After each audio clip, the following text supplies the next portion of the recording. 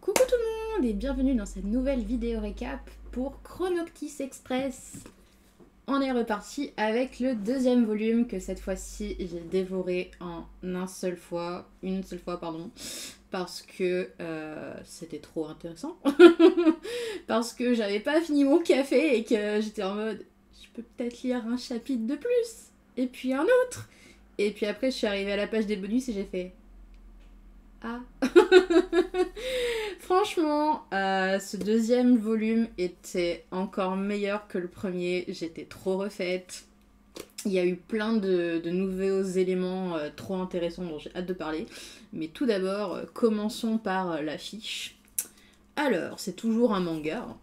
Ça n'a pas changé entre la première vidéo et celle-ci. Il fait seulement 200 pages, il est plus petit que son prédécesseur et plus petit que celui qui viendra après parce que je l'ai mis sur un petit coin là, ils étaient les deux posés l'un sur l'autre et à chaque fois je fais waouh, celui d'en dessous il est fat. C'est toujours à 14€, toujours trouvable sur la boutique d'Irene qui est toujours fermée pour l'instant.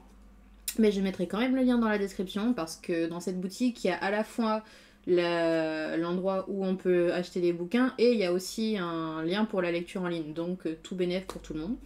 C'est toujours de la SF fantasy, hein, très très clairement de la SF, hein. Il y a plein de gadgets futuristes, plein d'objets volants non identifiés et mécaniques et tout ce que vous voulez, donc oui, clairement on est dans de la SF. C'est toujours très suspense, très très suspense, là franchement on est à fond en plein dedans. Suspense et action, et oui, c'est toujours une série en cours. Il n'y a pas eu de nouveau volume qui a popé depuis le volume 3, donc on est toujours dans une série en cours. Je vais donc passer à la lecture du résumé.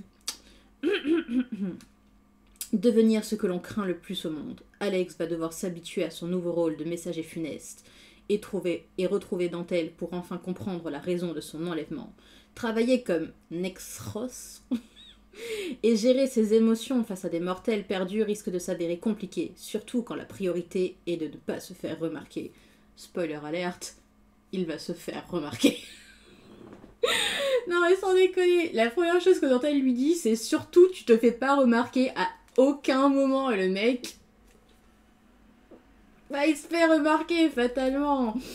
Et franchement, on peut pas vraiment lui en vouloir, hein. Je veux dire, il débute dans son rôle d'agence funeste, il sait pas la moitié des choses, et en plus il doit cacher le fait qu'il est encore en vie alors que tout le monde le croit mort, donc...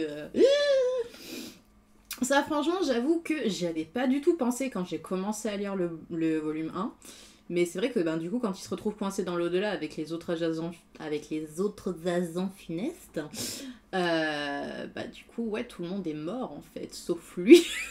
Et du coup, c'est affreux, genre vraiment, il est en mode faut que j'aille aux toilettes. Et en fait, les autres, ils vont plus aux toilettes, ils dorment plus, ils mangent plus. Enfin, du coup, voilà, il est en mode je dois me cacher pour survivre, quoi. Et du coup, j'étais là, ouais, j'avoue, c'est chaud ça. Sinon, je confirme que Dentelle est actuellement mon personnage préféré. Je ne l'ai pas encore assez vu à mon goût, mais ça y est, c'est bon, je l'aime de tout mon petit cœur. Ce mec est vraiment trop cool. Et en plus, on apprend des détails par rapport à où il a connu Alex dans ce deuxième volume.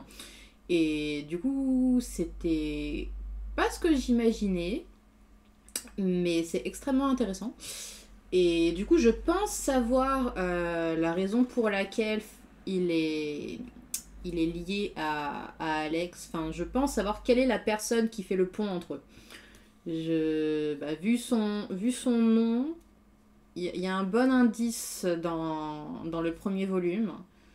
Enfin voilà, moi c'est ma théorie. C'est qu'à un moment on voit Alex parler avec une dame, il me semble que c'est une dame, avec un pull avec de la dentelle sur les manches, sur le col, etc. Je pense que c'est cette personne. Je ne sais pas encore en quoi elle est liée à Dentelle du coup, mais je pense que c'est cette personne qui fait le lien. Je ne sais pas encore les dessous de l'affaire, mais c'est ma théorie. Voilà. Et du coup, on en sait un peu plus aussi sur Ardalette, que l'on rencontre, malheureusement pour moi, je m'attendais pas à ce que ce soit ce personnage-là. Et j'étais extrêmement, extrêmement déçue. Déçu dans le sens où, bah, quand on voit le personnage pour la première fois, il est super sympathique et tout. Je me suis trop attachée dès la première rencontre. J'étais là, ah là, ça a l'air d'être un personnage cool et drôle et sympathique. Et puis après, on voit que c'est Arbalète et je suis genre, no. Donc, oui, du coup, pour ceux qui n'auraient pas lu, bah, Arbalète, en fait, c'est la personne comment qui a traumatisé le pauvre Alex, le rendant super craintif et super lâche et tout ce que vous voulez, parce que, bah, en fait, il l'a balancé du haut d'un immeuble. Il a failli crever. Je pense que ça rendrait n'importe qui un peu comment dire, un peu effrayé, un peu voilà, tout ça, quoi. Et du coup, ouais, j'étais genre, pourquoi lui? Genre, j'ai l'impression qu'en gros, c'est un personnage qui suit aveuglément le système, qui se rend pas compte qu'il y a un truc qui cloche. Enfin, pour l'instant, c'est l'impression que j'ai de lui, hein. Que c'est un personnage, voilà, qui se rend pas compte que le système cloche, qui suit juste ce qu'on lui dit, et qui fait tout, en fait, pour protéger les hautes instances, parce qu'il a l'impression vraiment qu'elles font ce qu'il y a de bien. Genre, une confiance aveugle dans le système, alors que il devrait pas. Enfin voilà, j'attends d'en savoir plus. Arbalète me fascine vraiment comme personnage. J'ai vraiment hâte de savoir les tenants et les aboutissants de son développement. Parce que waouh, il est waouh. Dire les autres personnages, ils sont sympas, ils sont mignons et tout. Mais ouais, Dentelle et Arbalète se détachent vraiment bien du lot. Et je pense que c'est à juste titre d'ailleurs, puisque ben Dentelle, lui, c'est celui qui montre à Alex que le monde est vraiment pas ce qu'il imagine et qui essaye de faire en sorte de, de lever le voile et de changer la situation, alors que Arbalète, au contraire, est complètement imbriqué dans cette situation et n'a aucune intention de faire en sorte que les choses changent. Donc, ouais, on est vraiment avec deux facettes d'une même pièce. Et du coup, bah, on voit un peu plus. Comment elle s'appelle du coup? Lierre, le love interest de Alex. Et c'est trop mignon parce que quand ils se retrouvent, ben, je m'attendais à ce que ce soit un peu froid et tout, en mode mais qui es-tu, je te connais pas et tout, parce que du coup, ben, les gens qui se retrouvent dans l'au-delà, on leur efface la mémoire pour en conditionner en bon petit soldat. Et ce qui est trop mignon, c'est que du coup, elle le regarde et qu'elle lui fait ouais, j'ai l'impression qu'on se connaît et tout, machin, tu veux pas qu'on devienne poteau et tout. J'étais là, ouais, ouais, c'est cool ça, c'est cool. Donc voilà, bah du coup, Alex il est super content et tout. Bon, alors après, voilà, il doit apprendre à survivre, hein. Mais sinon, ça se passe plutôt pas trop mal, hein. Bah, ce qui est cool, c'est que, à part Pigargue, Pigargue, le personnage le plus chiant du monde, le plus pas détestable parce qu'il est trop pathétique pour ça en fait. Mais ouais, Pigargue, du coup, c'est le gros bully en chef des agents funestes en gros. Et genre, c'est dit Trixto que personne ne l'aime. Hein. Donc, moi personnellement, j'étais genre, je vois pourquoi. Il est très chiant. Et pourquoi je parle de Pigargue du coup? Ah oui, parce que tout le monde est là pour soutenir Alex, sauf Pigargue qui, lui, est là pas du tout pour soutenir, au contraire, pour enfoncer les gens plus qu'autre chose. Il a l'air de se délecter d'envoyer des nouveaux agents funestes à la mort en mode « Ah ah ah, regarde, tu vas te faire sacrifier, ça va te faire du bien. » Non. Non. Donc ouais, du coup, j'étais très contente de voir que bah, Alex débarque dans ce nouvel univers, donc complètement perdu, il attend désespérément qu'on lui donne des infos, mais il est pas complètement solo, quoi. Je veux dire, Dentelle, même s'il est pas directement à ses côtés, il a mis en place des gens autour de lui pour l'aider à accomplir sa mission, donc je suis là, c'est bien, c'est bien. Prends soin de lui, c'est bien, c'est bien. Et sinon, que dire dans cette nouvelle histoire, c'est que, ben, du coup, on en apprend plus sur le passé traumatisant d'Alex, que je ne vais pas dévoiler, du coup. Mais du coup, j'étais genre, ah oui, bah je crois qu'à sa place, moi aussi, je serais devenue ce genre de personne, en fait. Ouais.